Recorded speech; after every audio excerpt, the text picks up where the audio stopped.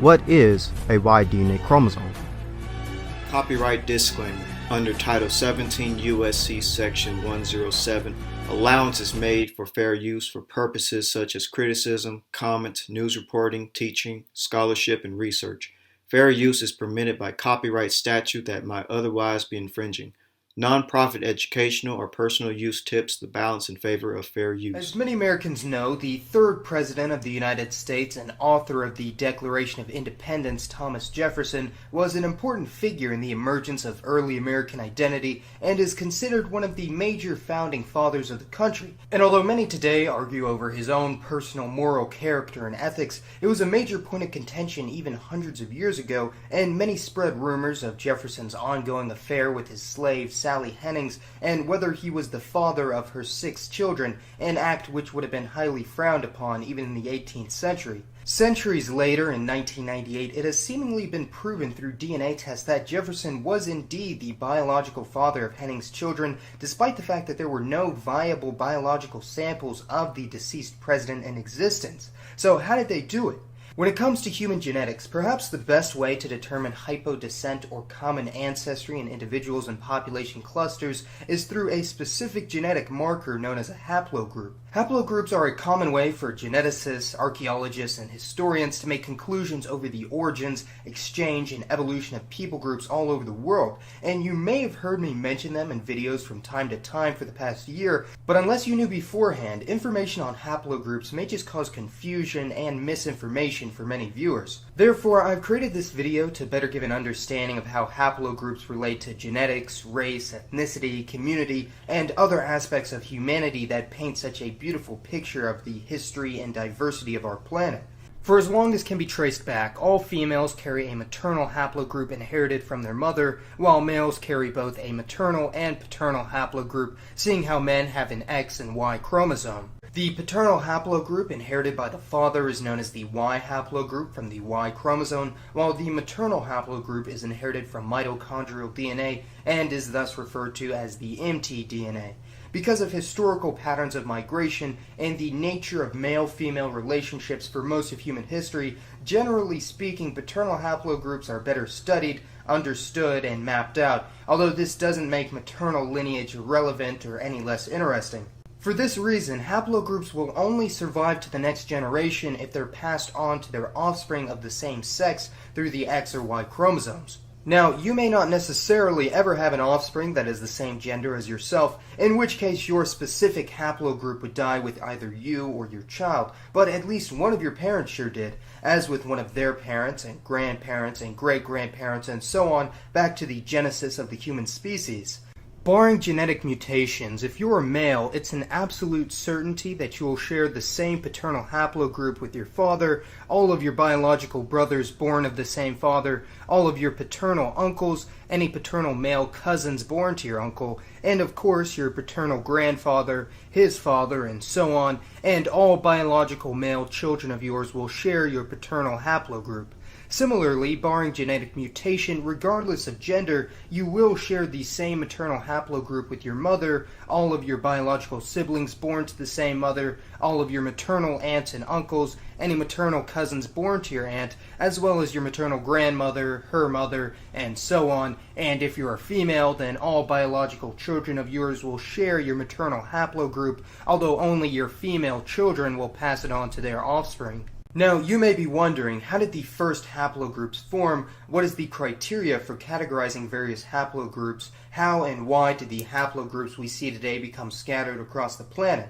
All good questions, and as usual, the simplest explanation is often the correct one, as indeed all living humans today share ancestry with a common ancestor in both the male and female line, dubbed the genetic Adam and Eve of the human species, and the descendants of these two evolved into the 7.6 billion people of Earth we see today, and the genetic adaptations and natural selection form the modern races of humanity. New haplogroups are created when slight mutations occur when passing DNA to the next generation, and these mutations can generally be traced back to the original source, and hence the standard naming convention for haplogroups is a letter of the English alphabet, followed by the ordering of whichever specific group or subclade its mutation belongs to. In conclusion, haplogroups, along with language, ethnicity, and religion, are one of the best ways of accurately defining population groupings of the human species, and I hope this better explained haplogroups, DNA, and human genetics, and showed you just how interconnected the world's population is, even if every group has its own unique traits, history, and culture. Please let me know. What's up, everyone? I'm Helena Alamu, and welcome to another episode of the DNA Download, where we explain the science of genetics so you can live in the know. When people talk about their DNA results, I keep hearing the word haplogroups. Joining me today is Dr. Samantha Esselman, a scientist from the 23andMe Ancestry team who can unpack this concept. So, Samantha, what are haplogroups? Truly, it sounds like a word my dad would make up in Scrabble. Well, it's definitely a real word. A haplogroup is a grouping or an assignment of similar sets of patterns in people's DNA. So it's kind of like if we were to group people based on something like their zip codes. Oh. And then we can use these patterns of DNA to trace the ancient origins of your ancestry. Okay, so then how do you make these groupings from DNA? So people have two special pieces of DNA which we use to define two different kinds of haplogroups. The first kind is paternal haplogroups, traced through Y chromosomes, which get passed exclusively from fathers to sons. And the second kind is maternal haplogroups, traced through mitochondrial DNA, which gets passed from mothers to both sons and daughters. Okay, then what makes these two pieces of DNA special? So that's a great question. It's because the inheritance pattern is really simple, especially compared to the rest of your genome. And actually the beginning of the word haplogroup, haplo, comes from the Greek word aplos, which means simple. Oh, well, that's a good memory jogger. Yeah. And so most of our DNA comes from a sort of random shuffling of our parents' DNA, which can make it difficult to figure out which side of the family each piece comes from. Oh. But then Y chromosomes and mitochondrial DNA don't get shuffled. But then if they aren't shuffled, why aren't everyone's haplogroups exactly the same? That's a great question. So over the more than 200,000 or so years of human evolution, the occasional DNA changes occurred and got passed on, creating new haplogroups. Okay. I have an analogy. Okay. So imagine a guy thousands of years ago, and this guy has a special recipe for his, award-winning paleo soup. Oh, okay. And then he, along with his brothers, inherited this recipe from his dad, who got it from his dad, and all the men in the family faithfully stick to this recipe, no changes. Oh, well, I could go for some paleo soup right about now, but please, go on. Yeah, this analogy always makes me hungry. Okay, good. And so then many generations later, a great-great-great-grandson adds some cilantro. Oh. And then this great-great-grandson passes on a slightly modified version of this recipe to his sons. And all the men on his branch of the family tree start following this new cilantro recipe. Oh. And so now if you think about it, there are essentially two soup haplogroups. And this is pretty much how haplogroup inheritance works. That makes a lot of sense. And since I'm a woman and I don't have a Y chromosome, how can I trace my paternal haplogroup? Yeah, so what you can do is you can learn from relatives who share your paternal line. And so this would be something like a dad or a brother. Okay, cool. So then what about the mother's side, the maternal haplogroups? Right, you can trace this other kind of haplogroup through the DNA found in our cells' mitochondria, which turn the food we eat into usable energy for our cells. Ah, the powerhouse of the cell. You know your biology memes. Yeah, so this mitochondrial DNA gets passed from moms to both sons and daughters. Well, thanks, Mom. So how can we use haplogroups to trace our ancestry? So closely related haplogroups tend to share geographic roots, and so scientists can use the kind of modern distributions of haplogroups around the world to trace some of these major migrations. And then these can help you understand where you fit into this ancient family tree of all humans. Wow, I feel like the world just got a whole lot smaller. Thanks for being here, Samantha, and see you next time on the DNA Download. When you get your DNA tested for genealogy, you will often see the term haplogroup come up. What is that? Join me on today's Ancestral Findings podcast, and I'll talk on what is a haplogroup and how does it pertain to your family tree.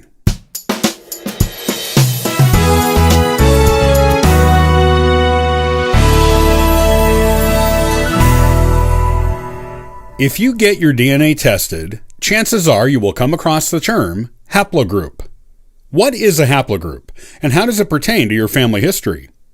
At its essence, a haplogroup is an ancestral clan. Some clans are the Vikings, Native Americans, all tribes, Celts, Aboriginal Australians, and other such groups. Your haplogroup tells you where your ancestors came from deep back in time. There are also male and female haplogroups, so you can see where your male and female sides of the family originated back in prehistoric times. As with Y-DNA, which traces the male line from father to son, and mtDNA, which traces the female line from mother to daughter, haplogroups also follow straight male and female descendancy lines. Your haplogroup's point of origin is usually shown on maps at the various DNA companies that do testing. The haplogroups that exist today originated with people whose descendants were very successful at reproducing in large families. Haplogroups today are divided into four main ones: European, African, Native American, and Asian. Within these haplogroups are many sub-haplogroups that further define where a person's earliest known non-African ancestor on the male and female sides of their family originated, and when. Most haplogroup subgroups are plentiful. The only group with less than 3 subgroups is the Native American male group, which only has 2 subgroups. Basically, haplogroups chart the clans from which the modern human race originated. Haplogroups are named alphabetically in order of discovery.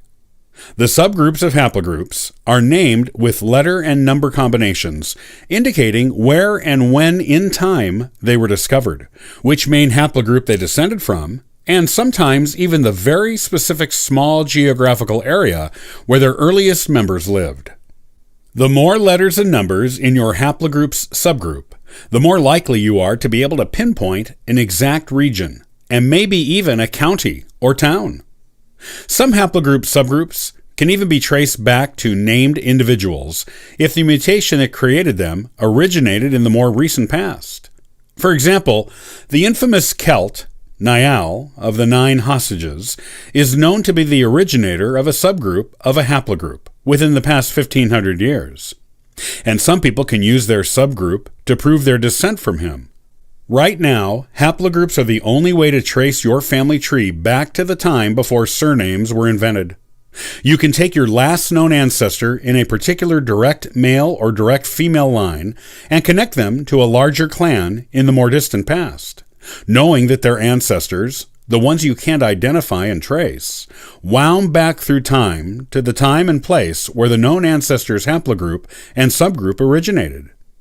For example, there is a known haplogroup of people who originated in France about 12,000 years ago, and who are widely believed to be the people who made the famous cave paintings in the French town of Chauvet. You can look at a maternal or paternal haplogroup and subgroup and see if it matches with the haplogroup and subgroup of the cave painters. If it does, you know you are descended from this illustrious and famous group of people. If you're interested at all in where your family originated deep in time, before the age of records, then haplogroups should be of great fascination for you. You can use them to get deep into history with your family tree. This is something that was not possible before the age of DNA testing. Lineage important in the modern day? Some say no, but biology says yes. In almost every single culture around the world, much emphasis was placed on lineage, which is referring to an individual's line of ancestors, and still is important to a certain extent today. Some people around the world are quite proud of their lineage, and others not so much, while others say it shouldn't matter at all. Various cultures have different naming customs passed down from generation to generation in order to preserve their lineage, and this may vary by country. For instance, in the Anglo world, traditionally the father would pass on his surname to his children, but in the Spanish-speaking world, both the mother and father pass on their surnames to their children. Some cultures may traditionally only have one given name, while others may have several, but the surname, or family name, is what is generally passed on to cement the lineage of a certain family. The Kennedy, Clinton, Bush, Roosevelt, and Adams families are all examples of political families in the U.S. that have arguably been successful due to the power of their lineages. There is certainly power in a name. Nature thinks so too. That's why each and every human on the planet has a genetic surname. They're called haplogroups. Haplogroups are genetic markers that are extremely important in the study of history and anthropology because they can show an individual's or collective's simplified genetic past that gives clues to how different populations interacted. I've explained this in a past video, but essentially a woman will pass down her mitochondrial or maternal haplogroup onto all of her children, while a man will only pass down his Y DNA or paternal haplogroup only to his sons, because only males have a Y chromosome. Your maternal haplogroup is passed down from your biological mother to you, and it was passed down to her by her mother, your maternal grandmother, and your grandma's mom, and so on and so on. Since only males have a Y chromosome, if you were male, your father passed his paternal haplogroup to you, passed down by his father and his father before him. Are you starting to see how this mirrors many of the naming customs from around the world? Geneticists who are far more knowledgeable than myself on the subject have been able to map out haplogroup lineages around the world going back tens of thousands of years, which gives massive insight into past human migrations, periods of intermixing, and conquest. For tens of thousands of years, these haplogroups have been spreading across the globe, splintering and diversifying due to genetic mutation between generations, and this paints a very interesting picture. This is a pretty awesome map showing paternal haplogroup distribution around the world, but I think So as we can see, Y-DNA haplogroups are a perfect tool we can use to determine the male lineage. We can use this to find the descendants of Shem, Ham, and Japheth, because haplogroups are passed down from father to son. This is exactly what we need to know. According to livingdna.com, what are haplogroups? It says, the paternal haplogroup relates to your Y chromosome, and since that is the sex-determining chromosome for men, it is passed down from father to son.